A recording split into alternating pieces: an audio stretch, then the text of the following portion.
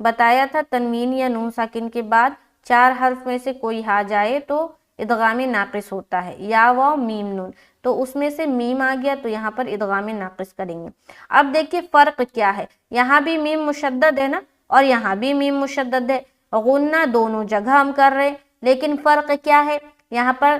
تنوین کے بعد آ رہا ہے اور یہاں پر میم ساکن کے بعد آ رہا ہے، تو یہ ہو گیا ادغام شفوی کا قاعدہ اور یہ ہو گیا ادغام ناقص کا قاعدہ۔ تو سمجھ آ رہی فرق؟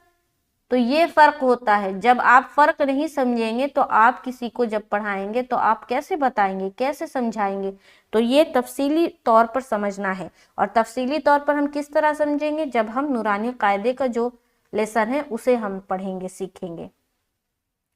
تو یہاں پر ادغام ناقص کریں گے، خیر